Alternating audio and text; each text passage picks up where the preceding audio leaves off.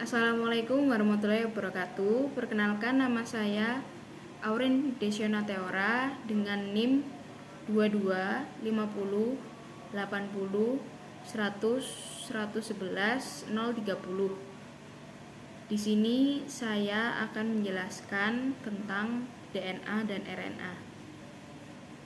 Yang pertama, apa itu DNA? DNA atau deoksiribosonukleat asid merupakan asam nukleotida yang seringkali disebut sebagai molekul hereditas karena ia memiliki tanggung jawab dalam penurunan sifat genetika dari kebanyakan ciri yang diwariskan. DNA adalah dua polimer yang terbelit atau nukleotida yang menempel. DNA berstruktur heliks ganda atau double helix, yaitu terdiri dari dua rantai spiral.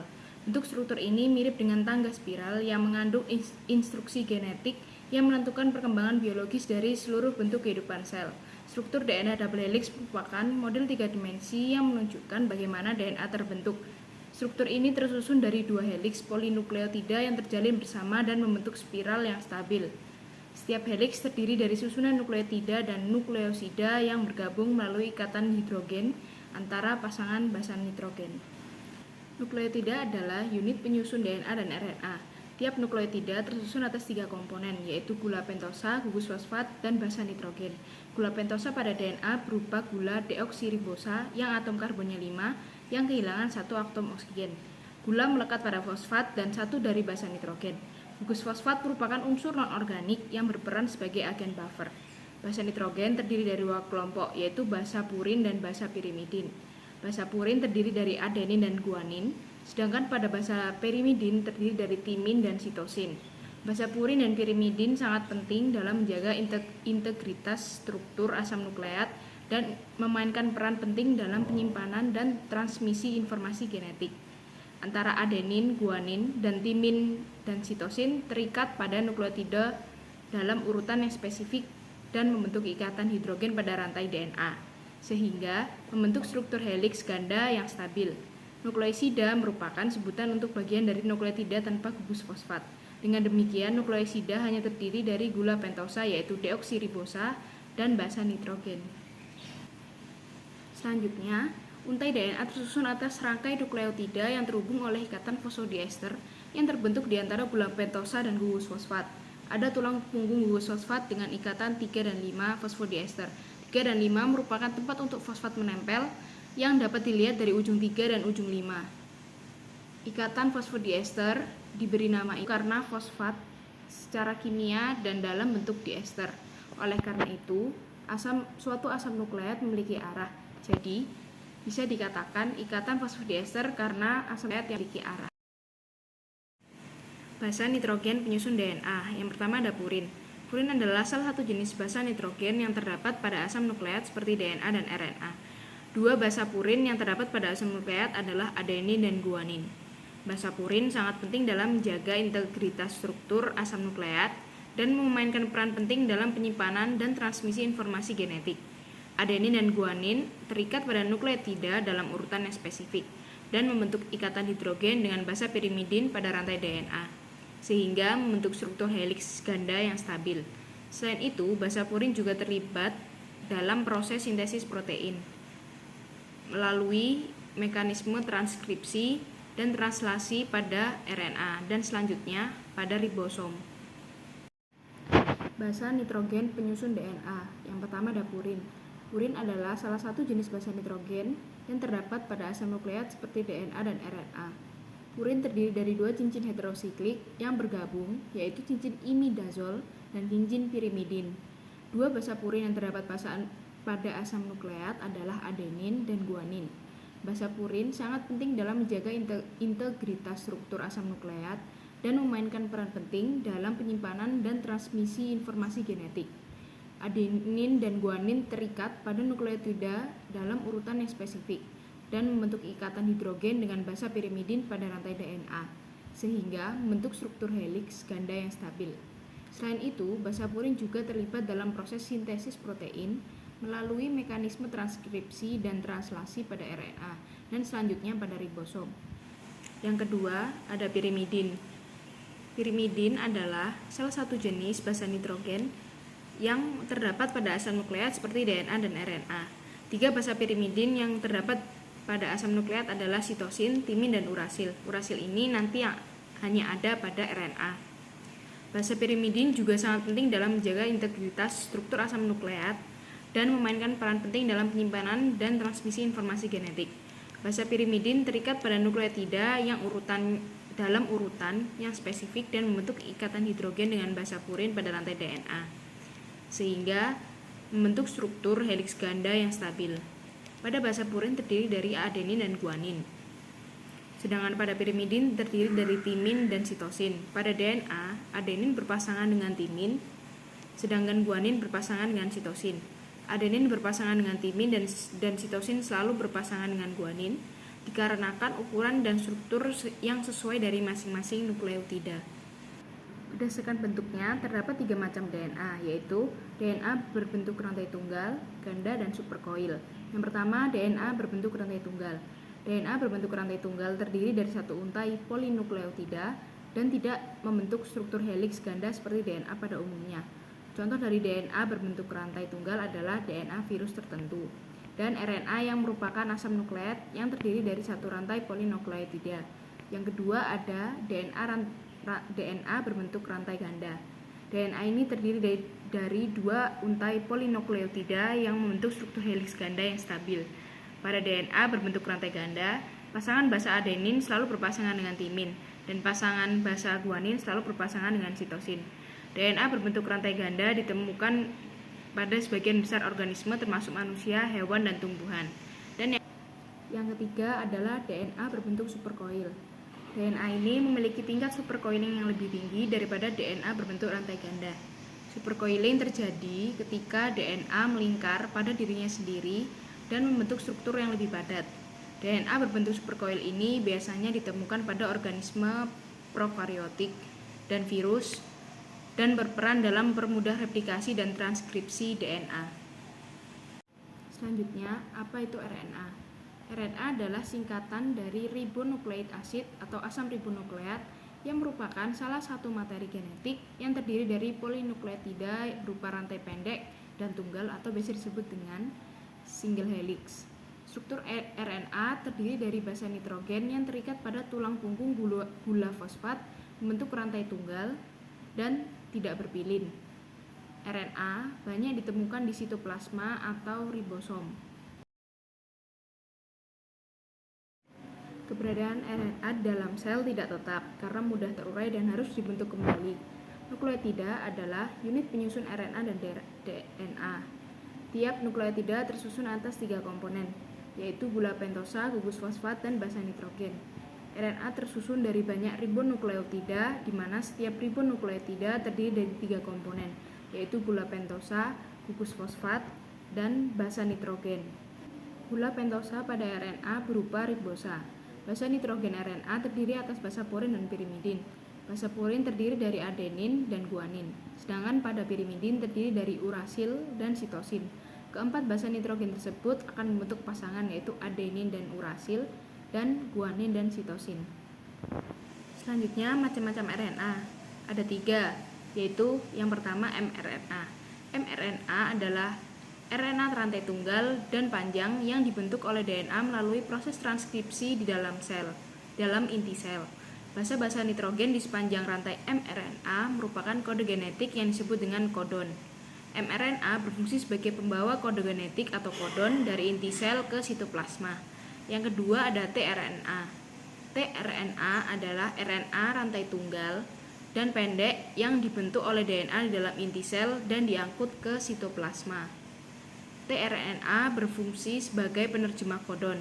Caranya adalah dengan membawa asam-asam amino dari sitoplasma ke ribosom dan melekatkan asam amino tersebut sesuai urutan kodon pada mRNA.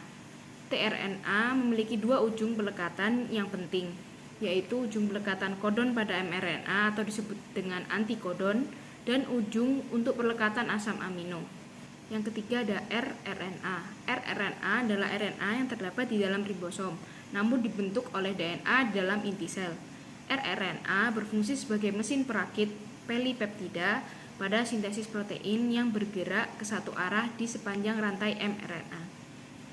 Selanjutnya, perbedaan DNA dan RNA. Perbedaan ini dibagi menjadi 6 macam. Yang pertama ada rantai polinukleotida. DNA terdiri atas 2 rantai polinukleotida yang tersusun dalam heliks ganda atau double helix. Setiap nukleotida terdiri atas 3 komponen, yaitu gula deoksiribosa, gugus fosfat, dan basa nitrogen. Sedangkan RNA merupakan makromolekul polinukleotida yang berupa rantai tunggal. Rantai pada RNA juga pendek-pendek karena dibentuk melalui proses transkripsi fragmen-fragmen DNA. RNA tersusun dari banyak ribonukleotida di mana setiap ribonukleotida terdiri atas 3 komponen, yaitu gula ribosa, gugus fosfat, dan basa nitrogen. Yang kedua, letak. DNA terletak di dalam inti sel, juga terdapat dalam mitokondria dan kloroplas. Sedangkan RNA terletak di dalam ribosom atau sitoplasma. Berbeda dengan DNA, keberadaan RNA di dalam sel tidak tetap karena mudah terurai dan harus dibentuk kembali. Yang ketiga, ada gula pentosa. Gula pentosa pada DNA berupa deoksiribosa, sedangkan gula pentosa pada RNA berupa ribosa. Yang keempat, ada basa nitrogen. Pada DNA, basa nitrogen purin tersusun atas adenin dan guanin, sedangkan basa pirimidin tersusun atas sitosin dan timin. Dalam molekul DNA, adenin selalu berpasangan dengan timin dan sitosin selalu berpasangan dengan guanin. Pada RNA, basa purin tersusun atas adenin dan guanin, sedangkan basa pirimidin tersusun atas sitosin dan urasil. Dalam molekul RNA, adenin selalu berpasangan dengan urasil, sedangkan sitosin selalu berpasangan dengan guanin. Yang kelima, dari kadar. DNA biasanya memiliki jumlah yang jauh lebih besar daripada RNA di dalam sel, karena DNA membawa seluruh informasi genetik yang diperlukan untuk membuat dan mengatur sel dan organisme. Sementara RNA hanya terlibat dalam proses tertentu, seperti transkripsi dan translasi. Kadar DNA tidak dipengaruhi oleh aktivitas sintesis protein, sedangkan kadar RNA dipengaruhi oleh aktivitas sintesis protein.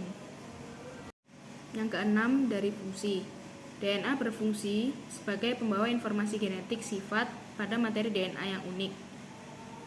Yang kedua, berperan dalam duplikasi diri dan pewarisan sifat DNA.